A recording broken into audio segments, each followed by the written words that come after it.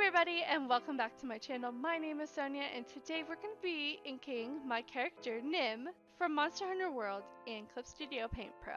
Now, before I toot my horn about Clip Studio Paint Pro, I am not affiliated with them in any way. I'm just a huge fan of the program, but it is a program where you pay only once for it, and you get all these awesome assets, a really great community and great support. It is constantly updated, and it's like Photoshop and Sai had a love child together. Now, I know that, there's a lot of things that you're still learning about the program, but if you give it a chance, it will not disappoint you in any which way possible. Now, I love using a bunch of the tools from this particular program because I like, experimenting and trying new things. And before I actually started inking this with this particular tool that I, keep going back to, I tried different tools such as more pencil looking, but it just simply didn't have the feel that I was going for. I struggle a lot with really thin lines, and I was like, I'm going to challenge myself and try to do thinner lines than I usually do. Now, as you can see, I probably didn't achieve that all the way through, but at the result, I really liked it, and I liked how it started looking. Now, for me, I was really inspired by the Legiana armor set from Monster Hunter World, which is a game that is on Steam, it's on PlayStation 4, and it's on Xbox. And you play as a hunter who goes out and pretty much is studying the environment of this new area that your commission or your company hasn't been to. And you come to find out these like big scary monsters are messing up the ecosystem when they're in places they're not supposed to be, so you're kind of like trying to figure out why they are there, why they're acting out, or etc, etc, etc. And the end of this basic installment, you fight this dragon that is made out of pure bioenergy called Xenojeva, and the fight is pretty crazy in itself. It's a very long battle, but anyways, Legiana armor set is a very Valkyrie looking armor set to me. It has a lot of utility and purpose. It looks like it would be made to wear into battle. It covers all the bits and baubles of a female model and of the dude model, obviously, and that's something that I really appreciate, because in a lot of video games, female models tend to get the skimpy end of the stick, meaning they wear a lot of bikini-esque type of outfits, and sometimes it's just kind of like, this doesn't make sense, especially for this class. Now, there are no classes in Monster Hunter World. There's no healer, there's no tank, there's really no DPS. You're all doing some sort of DPS to some extent. I personally am a insect glaive wielder. I really love being able to pole vault on top of a monster and get on top of them and like do damage that way. And I also like wielding the bow and being more of a support person from farther away. I think that's my bard roots from Final Fantasy 14 showing.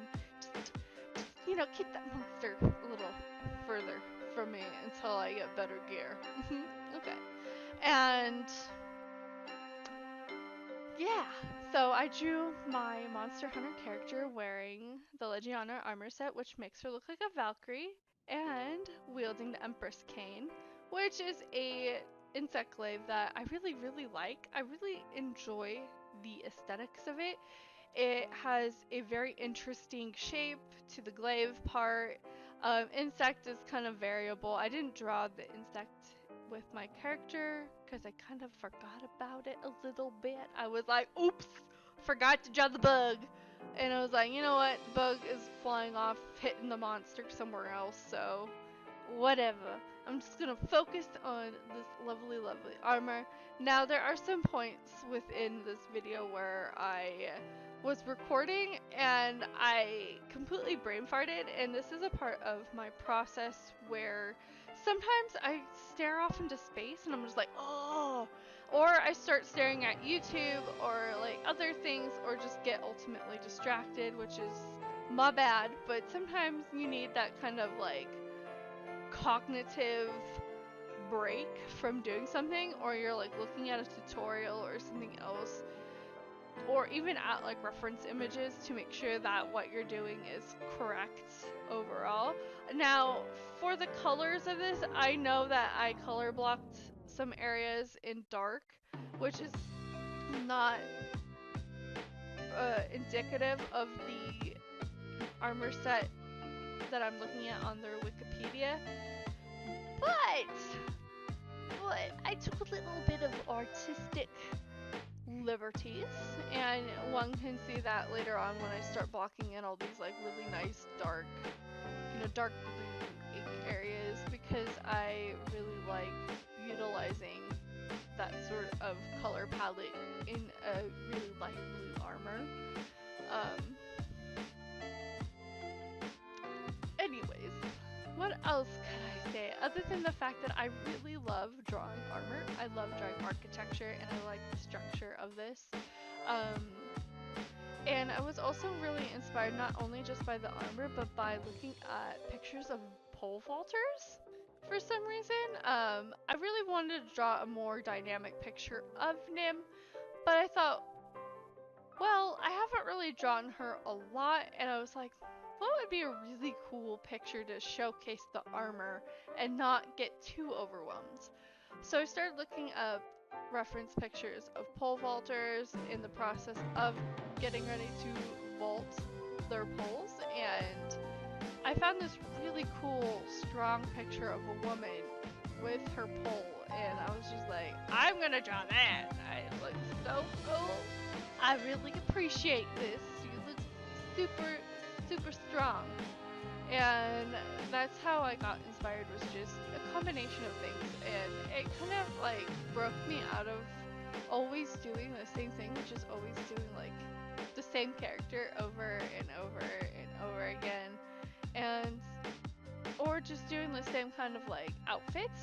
And so like for me, doing armor and doing weaponry and having a character from an MMO with all that on and drawing that is a huge challenge, and it's a welcomed challenge for me. Next, I should probably do a whole page of hands just to show how much I struggle with hands, but I think everybody has something that they struggle with, and sometimes for me, I struggle with structures and certain body parts, and this was a challenge for me, like I said, and yeah, I don't know. Tell me what you guys think about, your artistic process. Like, what do you get inspired by? Do you use a lot of references? Do you try to do minimal references because of the whole stigmatism that using a reference is cheating? I'm not entirely sure. So, yeah. Leave me a comment down below of what you think, and we'll talk next time.